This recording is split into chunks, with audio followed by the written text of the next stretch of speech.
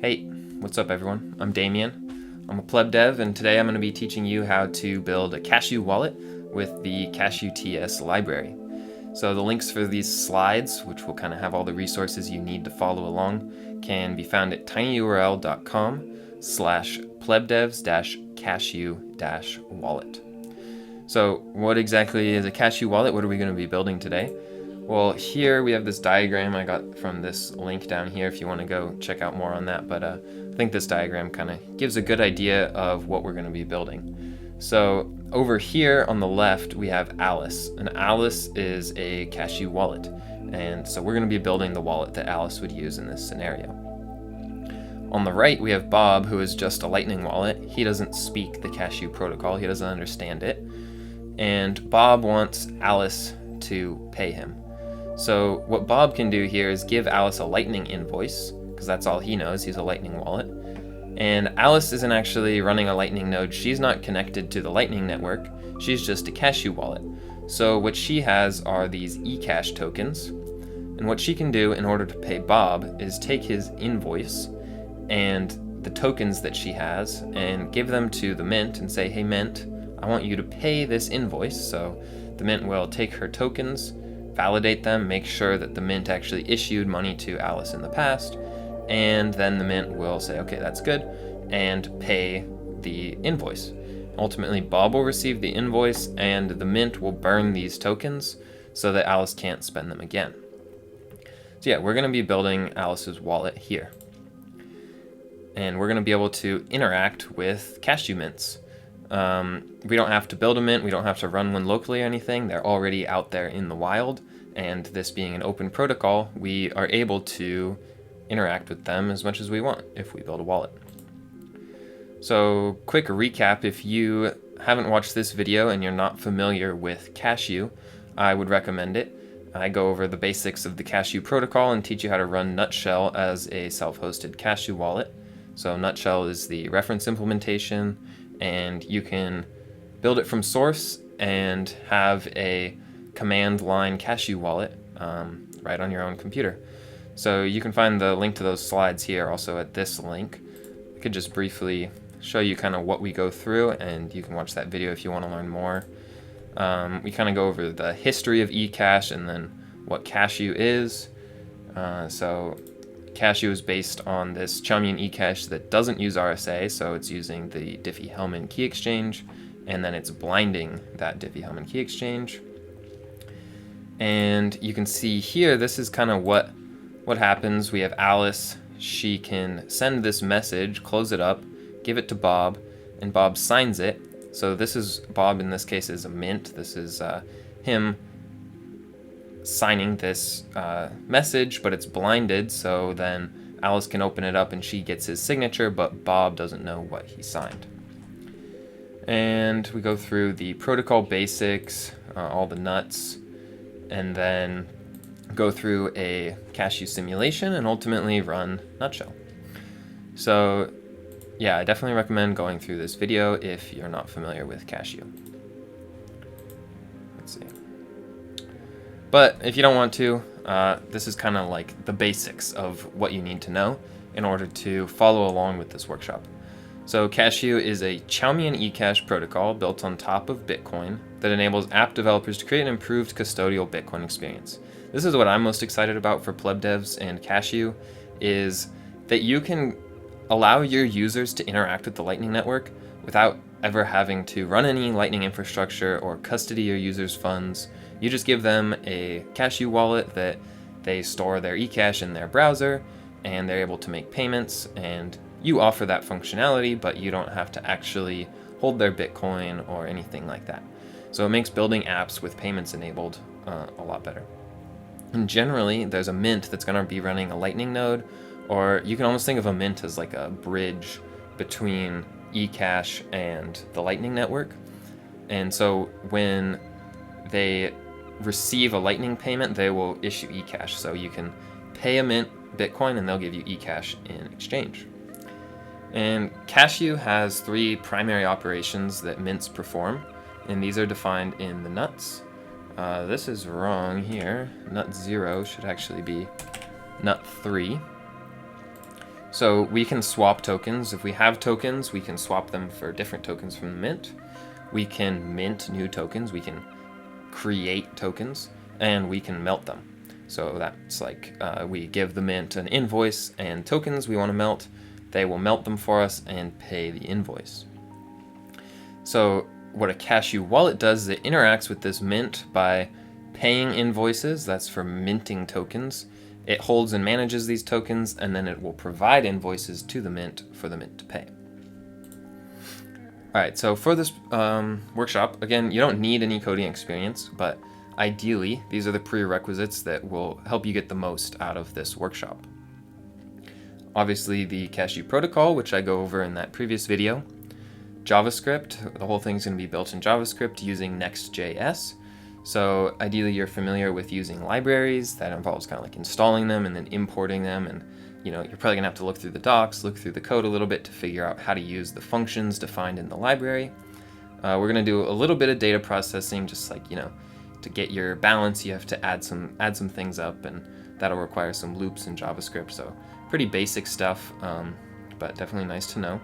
And we're using Next.js, which is sort of it's built on top of React. It's very similar to React. So if you're familiar with React or Next.js, you'll get more out of this workshop. We're going to create a new project, and then there's going to be two primary hooks. React has these things called hooks that we're going to use. One is called useEffect, and one is called useState. So if you're not familiar with those, you should just kind of give them a Google, ask ChatGPT to explain them a little bit, and that'll help you. But again, these are just nice to haves with some determination. You follow along, and I recommend if you're trying to learn how to code, type out the code. Don't just copy and paste it. If you type it word for word, you'll get 10 times more from this workshop. All right, so getting right into it, we're gonna create a new Next.js app. So I'm just gonna open up a terminal here, and I'll zoom in for you. Let's see if I can get this out of the way so we can still see here. So all that we're gonna do is type this in. You're gonna need Node.js installed. You can find the link here. I think it's nodejs.org/download or something. You can go there and download Node.js. So that's just gonna be the JavaScript runtime that allows us to execute JavaScript on our computer. So once you have Node installed, it'll give you this command line tool called npx, and you can say npx create next app, and then you're going to give it a name. So we'll call it cashew wallet. And this is going to go through, and it's going to ask us some questions. So I kind of put down here what I answered for this project. So no to TypeScript, yes to ESLint. That'll just help you kind of have more readable code. We are going to use Tailwind. I don't think I actually use that in the workshop, but it is a nice to have. We use the source directory for some more organization, and we will not be using the app router. So this is going to go and install some things. And once that's installed, we'll have a new directory that we can enter. So while that's going, let's check out cashu-ts. So once we get our project going, we'll be able to run this command and install the latest of the cashu-ts library. So this is going to give you all the functions that you need to build a cashew wallet. And just as a note, the cashew protocol in the last 6 months or so has moved from v0 to v1. So the spec had a complete overhaul. It's totally different. Currently, right now, at the time of recording this video, the main release of cashu-ts is still on the v0 spec. And we want to be building on v1. It has a lot more features, and that's where the protocol is moving. So if you run this command just as this is, we're specifying a version for the 1.0.0 release candidate. So this isn't released yet, it's a release candidate. It's going to be unstable, but this is where we should be building from, and you can check the releases on npm here to see what the latest version is. So let's see if we have got this set up. We can now cd into cashew wallet and just copy this command here. So all this is going to do is install the library for us. All right, while that is installing, let's talk a little bit more about cashu-ts.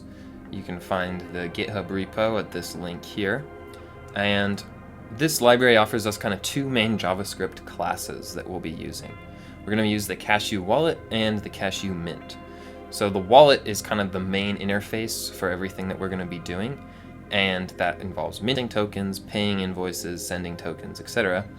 And the cashu-mint is what actually interfaces with the mint.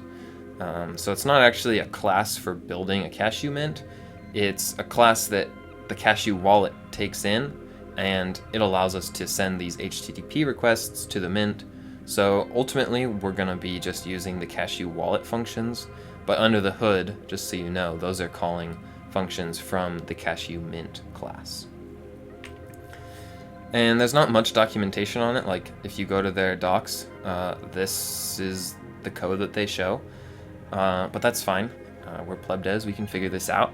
So if you go, once you install it, you can always look on the GitHub, and like if I go here, the source code will all be here, and you can see like we have these two main classes and then some extra utility files.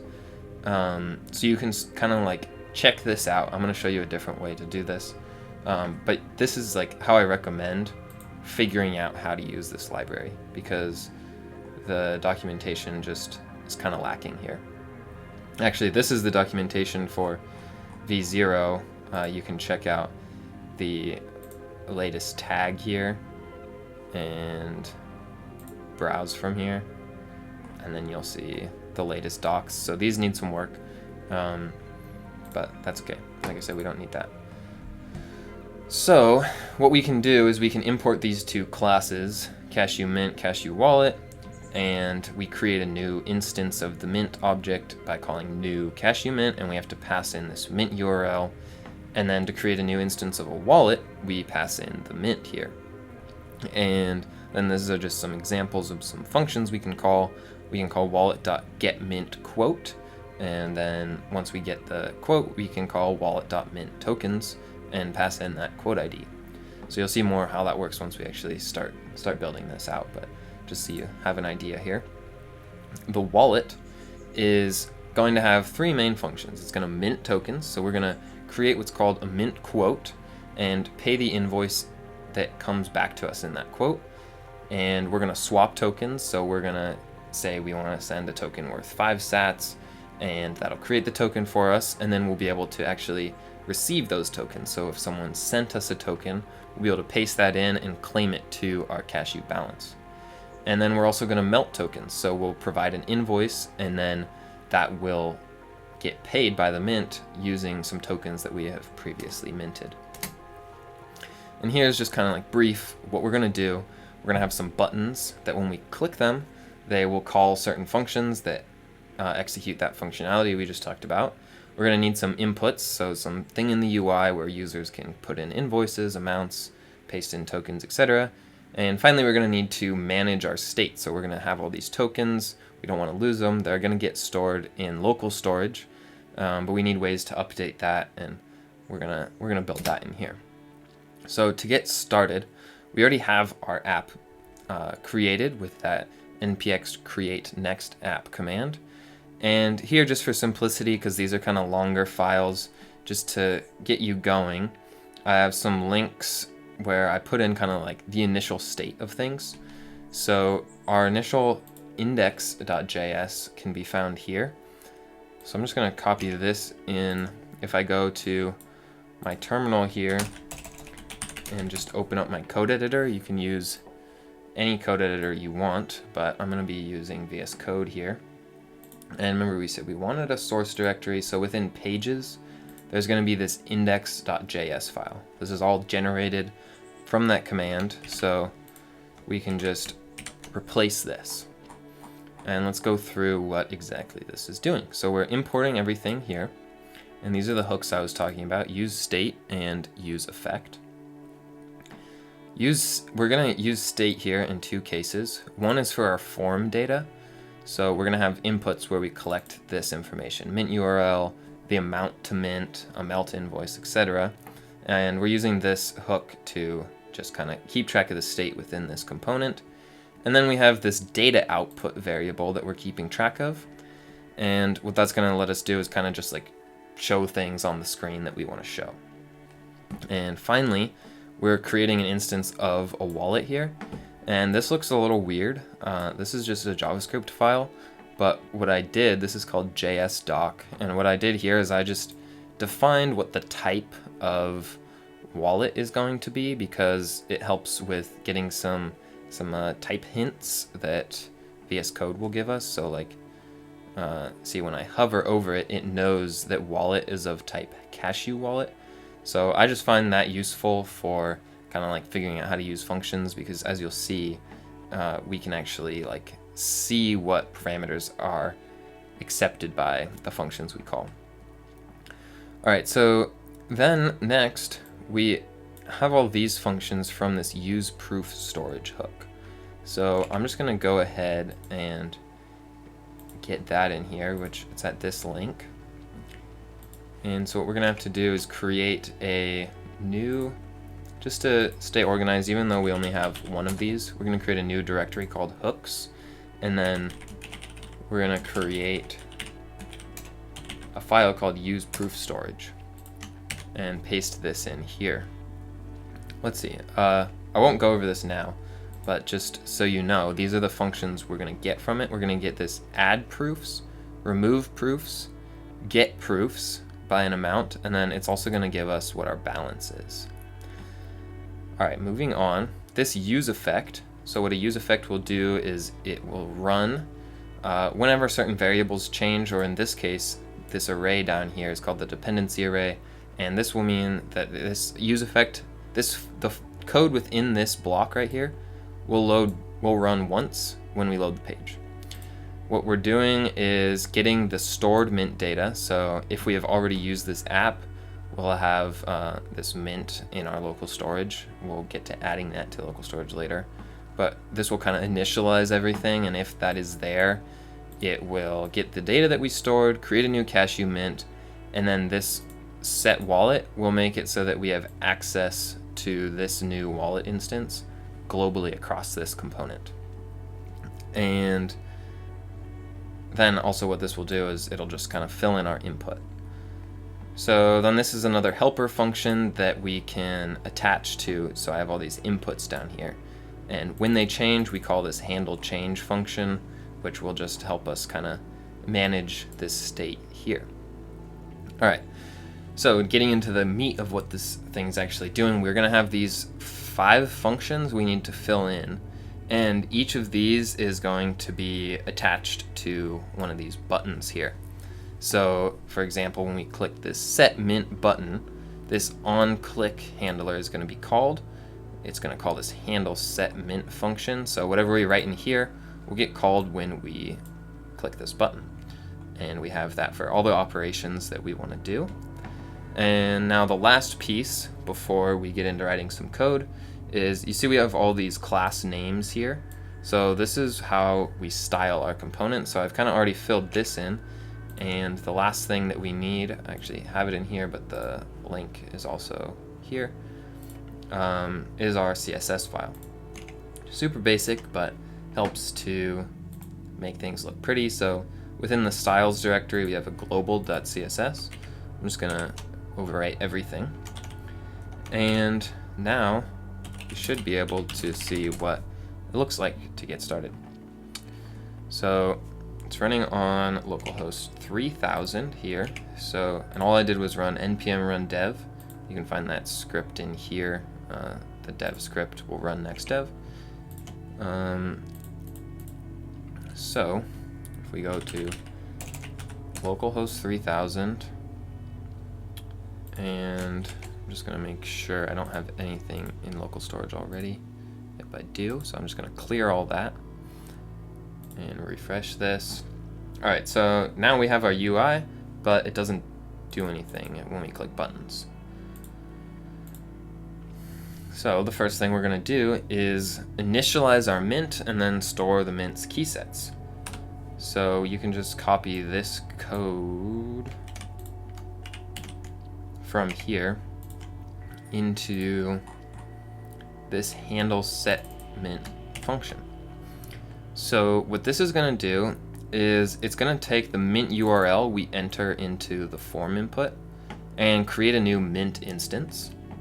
And then now we have access to all these methods. One of them is getInfo, and what we're going to do is just like show that info. So again, this data output, I forgot to show that.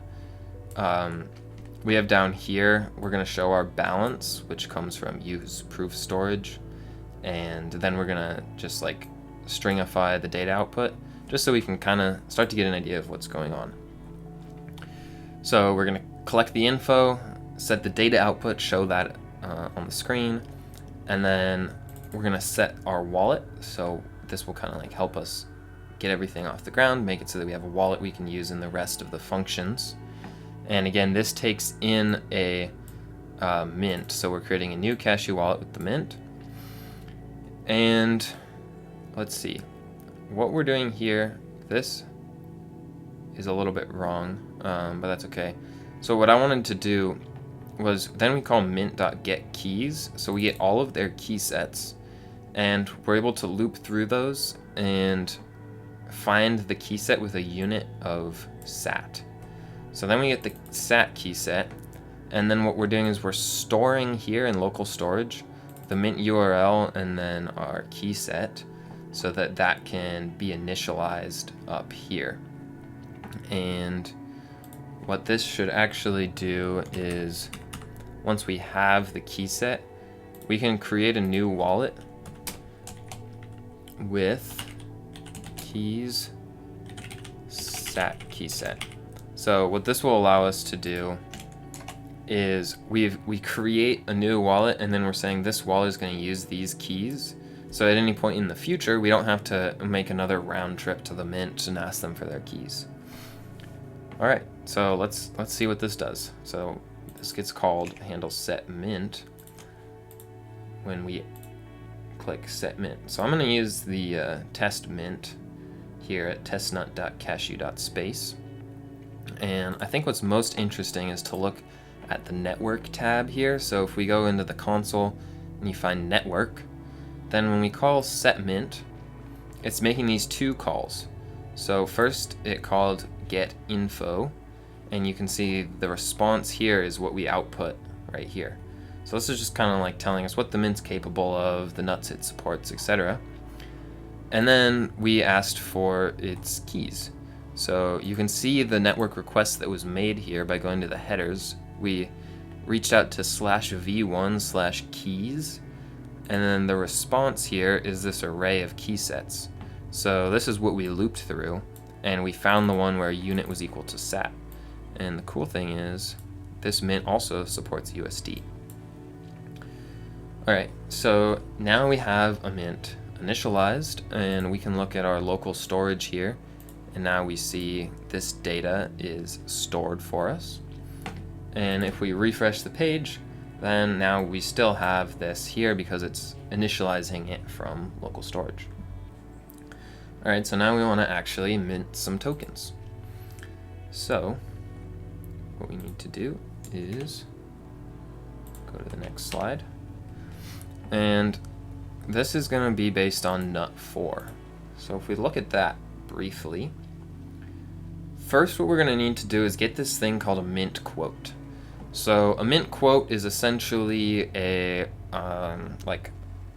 it's a quote. It's the mint. You tell the mint, I want to mint this amount for some unit. So you could say I want to mint 5 sats worth of eCash, and you send that to the mint, and the mint will respond with a data structure like this. So here we have an actual example of what the mint will respond with. There's like a unique identifier, the request, which depending on the method, right now it's just bolt11, will be like how you actually pay the mint. So in this case, we're paying an invoice, and then it gives you some more data. So first we have to get this quote, and this is how we get the invoice. And then we can check the state if we want, and then once it's paid, we will actually mint tokens. So we'll give it that quote identifier and then the blinded messages that we want the mint to sign for us. So we send this, and the mint will respond with signatures, and This is kind of like what the response looks like, and this is what we end up turning into our eCache. So to do this, we will just copy this function, and the cashu-ts library really makes a lot of this pretty simple. It's just like all the application logic around it that makes this start to get more complicated. But basically what we're doing is we're taking this input again from our form data. So I'll zoom in a bit here for you.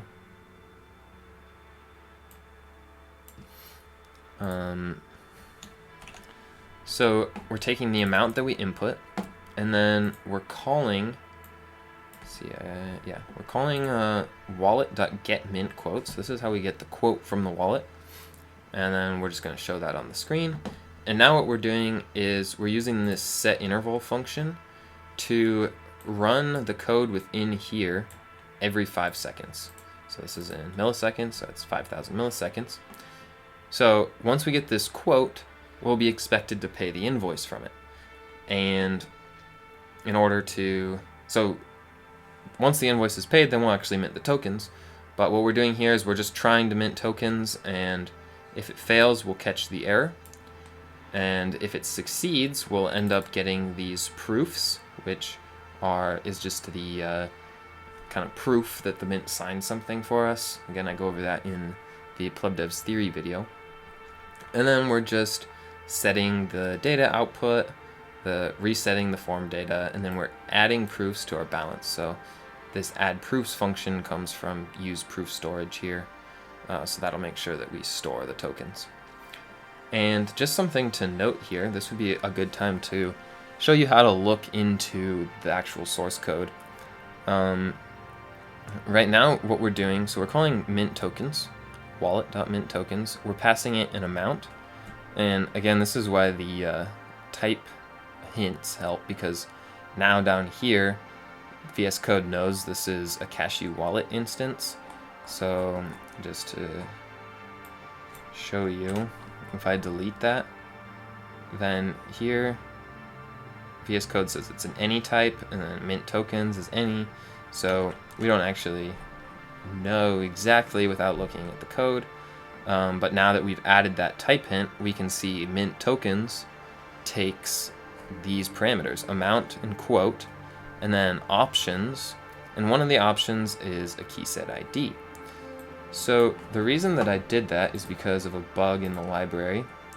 Ideally, the wallet should be initialized with your keys, which is what we did. But there is a bug, which I'll show you here. So if you go in your node modules, these are all the packages you've installed. You can go to @cashu, cashu-ts, and then you can go to the source code. So this is like all the code that we can see in GitHub as well.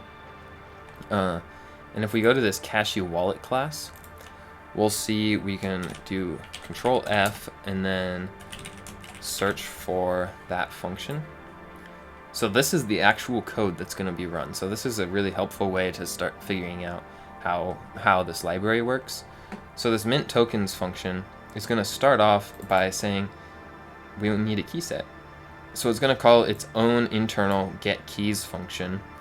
And you can see here we're passing the key set ID. So if we specify a key set ID, then it'll get passed to this function. So if we go check out getKeys, again it takes an optional key set ID. And this is where the bug is. What happens is key set ID can be undefined. So this check is saying if the initialized keys, which is what this._keys is, if that doesn't exist, or if the initialized keys ID does not equal key set ID, then all this code will execute and cause it to fetch the key set from the mint. The problem is key set ID can be undefined, and so in this case, our keys ID will not equal key set ID because key set ID will equal undefined.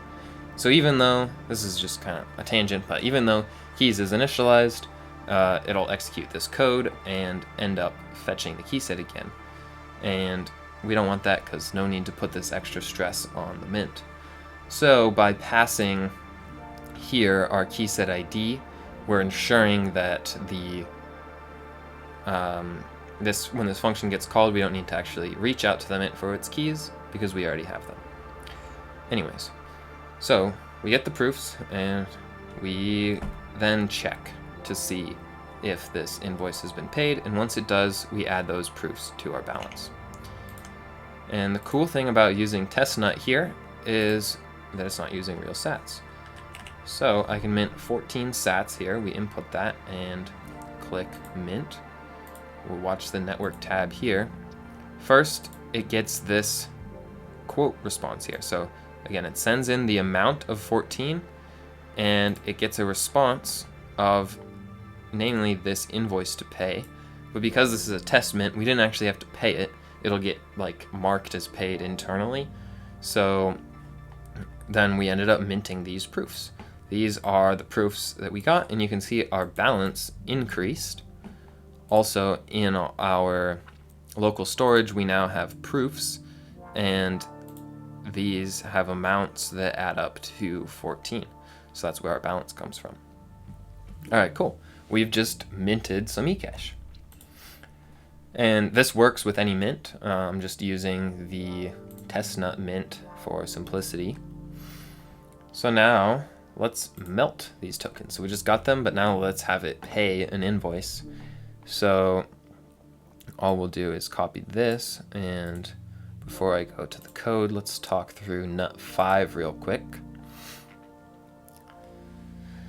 So nut5 is what defines how we melt tokens. Again, it's going to have this thing called a melt quote. So in order to start this process of melting tokens, we reach out to the mint, say, hey, we want to melt some tokens. We give it, this is sort of the inverse of minting. So what we're going to give it is a request, which in this case will be an invoice to pay, and the unit that it should expect the tokens to come as. And then the mint will respond, and the most important things here are the amount and then the fee reserve. So the mint's going to have to pay some Lightning Network fees. So it gives you this fee reserve because it doesn't know exactly what the fees are going to be. It'll estimate them for you, and then you can get change later if it overpaid the fees. But so this is going to be how we figure out how many tokens to give the mint in order to pay the invoice. So let's see. Oh, and then actually to melt the tokens, we hit this /melt/bolt11 endpoint, and we give it that quote identifier again, along with inputs, which are an array of proofs. And again, we have these proofs here, so we can send these to the mint along with an invoice, and it will melt the tokens and pay the invoice for us. So, copied this from the slide already. We have handle melt. This will get called when our melt tokens button gets clicked. What we're doing here is calling get melt quote, which takes in an invoice, so we have to input that into the form. And then we're getting the amount, so we're adding that amount from the quote along with the fee reserve. And then we're using our helper function here, get proofs by amount, to pull out the proofs. And notice I add the key set ID here.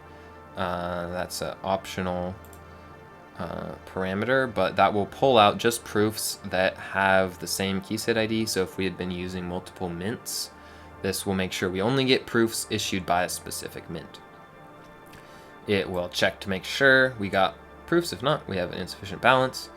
And then we'll actually call the melt tokens function, which takes in the quote from up here, the proofs we're giving, and then for that same reason I showed the bug earlier, we're passing this key set ID.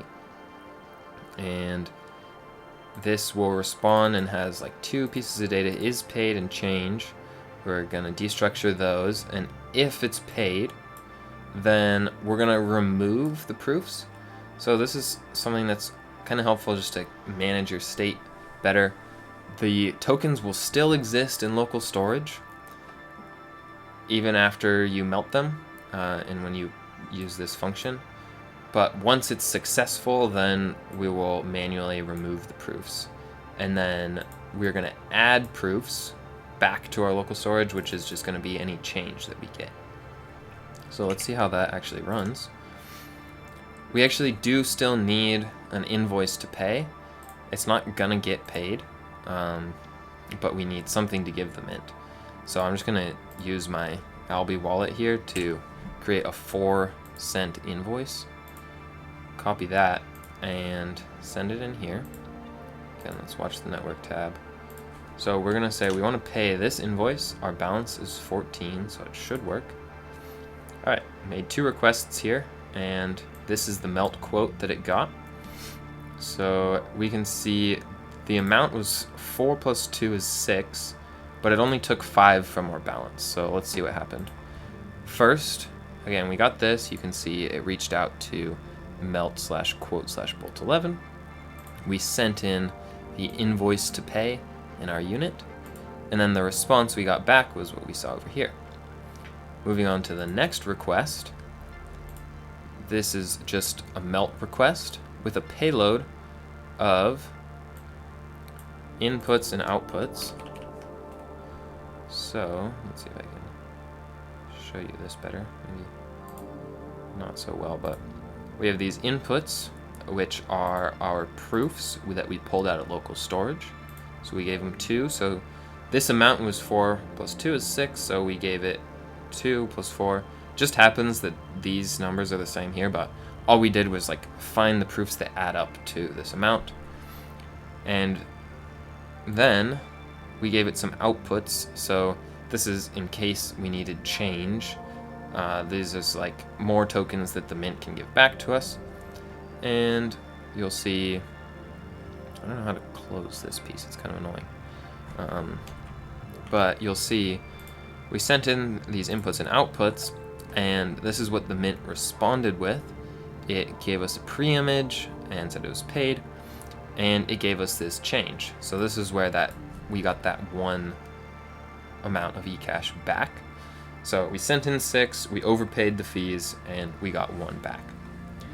All right, cool, we just melted tokens. So if you were using an actual mint that wasn't a test mint, you would actually have received a Lightning payment here.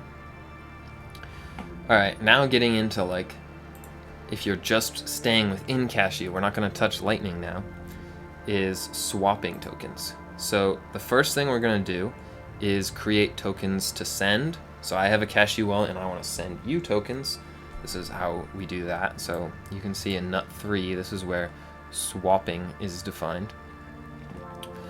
It's a little bit simpler, there's a lot more words here, but it is simpler than minting and melting, because all we do is we give the mint this data, inputs and outputs. Inputs are the proofs we want to swap, and the outputs are the blinded messages that we want the mint to sign.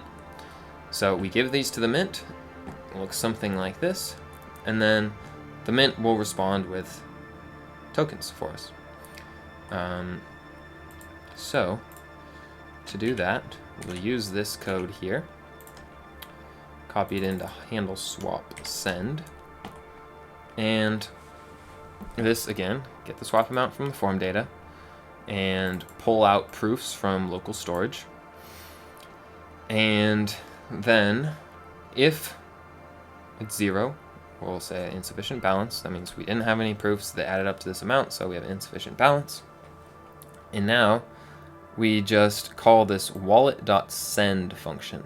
So this is going to swap our tokens, and it's going to give us the send amount that we want. So say we have a couple proofs in local storage, and those add up to our total balance of 9, which is what we have right now. And we want to send, let's look at what we have just to make this example clear. So in local storage, we have these 2 proofs. We have this one worth 8 and this one worth 1. So say we wanted to send 6. If I wanted to send someone 6, I don't have the necessary denominations to give someone 6 sats worth of eCash. So that's what this will do here for us, is it calls the swap function, and it's going to swap for tokens that add up to the swap amount, and that will get returned to us as this send variable, and then anything extra will get returned to us as this return change. So this is kind of a little bit confusing here, these variables, because this isn't actually in the Cashu spec, but if you go and you check out this function, you'll see that it's handling all of this logic internally. So we just call send, and then we are going to have to encode the token. So we're going to get proofs back, which are kind of in their raw format, and we want to encode it so that it actually is a cashu token. So we use this function from the cashu-ts library, get encoded token, and this takes in data that looks like this. It's going to be kind of like an array of these objects that are proofs from single mints. So I don't totally like how this is structured, but that's okay. We can see like what get encoded token takes in is a type of token. So if you want to investigate this more, we can go here and see where token is defined. So this is in the cashu-ts, source, model, types, index.ts, and then token. So this is what a token data type looks like. It has this field token that's going to be an array of these token entries. And so that's what we're passing in here. This is this array of token entries. And then if we look at what token entries is, that's going to be proofs, which is an array of proofs, and then the mint's URL. So again, it's not like totally clear that that's when you look at this and you're like, okay, how do I use this function? It's not totally clear. Just go actually look at the code, and hopefully you can see this is how it's used. All right, so yeah, we're going to encode the token, and then once that's successful, we'll remove these proofs here that we sent in, and then we're going to add the return change back to our balance, and then set this data output as encoded token. And I'm just going to console log this for you so that we can see it. All right, so let's swap tokens. Let's say we have a balance of 9. To be consistent with our example, we'll do 6. Click swap to send. And if we go back here, I forgot to clear it, but we called swap here. So again, it's /v1/swap. And the payload is just what we saw in the spec. And then the response is these signatures. So you can see in our payload, the inputs, we just had this one that was worth 8 because that we only needed to use 1, and that was the most ideal proof to use. So we used this one worth 8, and then what cashu-ts did for us was it calculated the outputs that we should create. So we told it we wanted to send in 6, or we wanted to create a token worth 6. So it created these 2 proofs that add up to 6, and then this one will end up being our return change. So you can see in our response, we got 3 signatures that add up to 8, and then we can take 2 of them, put them back in local storage, and then get this token. And the full token will look something like this. So we haven't implemented the ability to claim a token, but we can go into any other cashu wallet, and as long as we did this right, I'll go into cashu.me, and we will click receive eCash, paste in the token, and you can see it knows this is the mint we were using, and then it's worth 6 sats, and we just received 6 sats, so it does in fact work. Again, we didn't actually receive 6 sats because it's a test mint, but anyways. Alright, so the final step here is to be able to claim tokens. So we could go to cashu.me and send eCash, create a token, which is the same thing we did with this input here. We can do that and claim those tokens to our balance in this cashu wallet. So let's see, let's go back to the slides. We're going to take in incoming tokens and swap them with the mint, make sure that they don't get double spent, because again, these tokens are just bearer pieces of data. So someone can send me a token, and unless I go to the mint, give them the tokens, and get new ones back, which is what swapping does, unless I do that, the user that sent me those tokens could redeem them before me and then ultimately double spend me. So we don't want that. So we'll take this and paste it in. This is our last function that we're going to implement here. So what this does is it takes in that swap token that we enter in the input, and it calls this wallet.receive function. So what receive is going to do, let's just look at it. So here we have this function. It takes in a token, and it can be a string or a token. So we can kind of see some of this JS doc here. When you hover over receive here, if you're using VS Code, it'll tell you the docs here. So you can see it says receive an encoded or raw cashew token. So if it's encoded, it's going to be of type string, and if it's raw, it's going to be of type token. And what it's going to do is, if the type of the token we input is a string, it's going to get the decoded token. So remember, in this function we encoded the token, so we took this data and we encoded it. What get decoded token will do is take in a string. It kind of just reverses that operation, and it'll take in a string and turn it into that token type. So you can see if we hover over here, decoded token, because we're getting the token value here, will be an array of token entries. So we pasted in a string, we've got an array of token entries, which is essentially a mint URL and the proofs. And then we individually, for each of those token entries, we are going to receive it. So here's what we're doing is we're looping through the token entries of the decoded token, and then we are receiving them. And so what this function does is it takes in a single token entry, and it's going to return these two values, proofs with error and proofs. So what does it do here? It's going to calculate the amount, the total. It's going to add up all those proofs and get the total amount. And then it's going to create that payload, which will be the inputs and outputs that we want.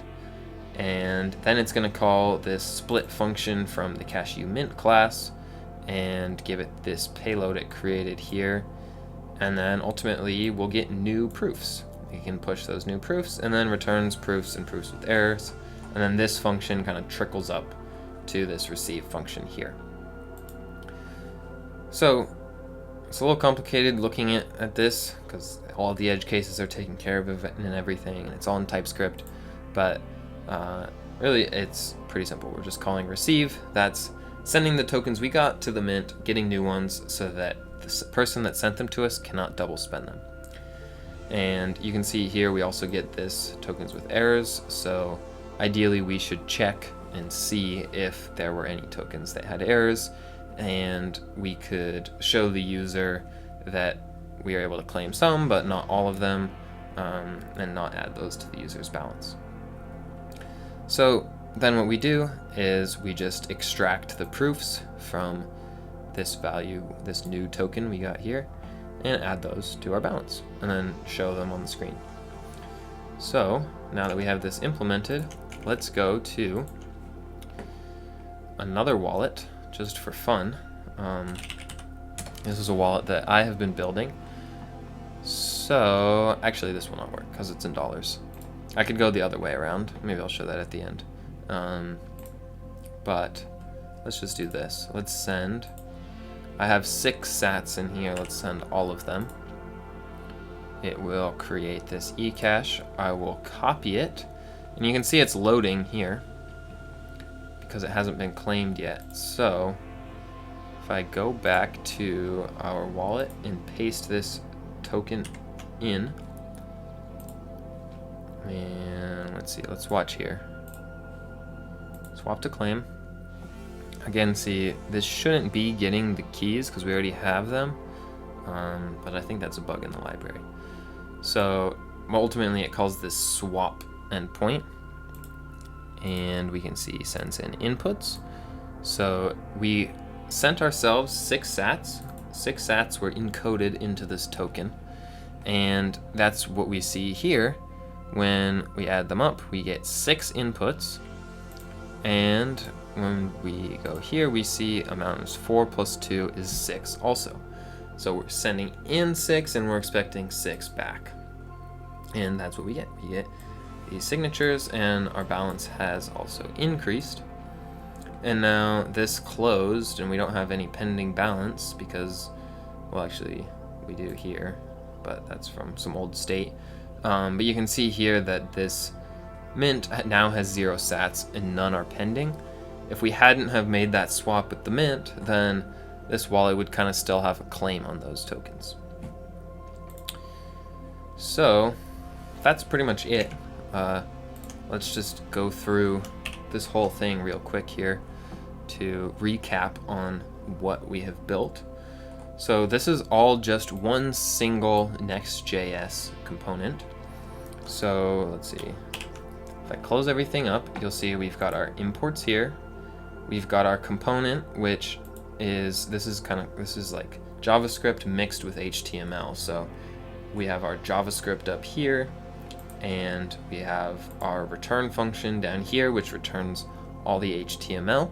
And if you're not familiar with HTML and you want to learn more about like how did I do this, how did I build all this on the UI, you should check out our PlebDevs YouTube channel, where we have a tutorial series that goes over HTML and CSS. So here you can see all our videos. If you go to playlists and beginner tutorials,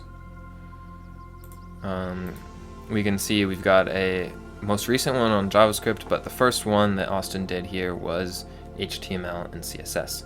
So definitely check that out if you want to know like how I did all this stuff. This CSS here is what actually applies the styles and the colors and the font sizes, etc. So that's what our UI is built from, but it doesn't actually execute any code. All it has is these event listeners that once these buttons are clicked, then it calls these functions in here, which we implemented. And we're using a couple hooks. These are functions from React itself. And then we created this use proof storage function, which I didn't really go over, but it's just kind of like a helpful thing for managing the state. So like we created these 2 pieces of state, our proofs and our balance, and this use effect will run when the component loads. It will see if there's anything in local storage. If there is, it will parse it, and it will set the proofs of this component along with the initial balance. So that kind of initializes the state of our proof storage. And then every time proofs changes here, it's going to set proofs to our new proof value and set our new balance. And then we have these functions for adding proofs, removing proofs.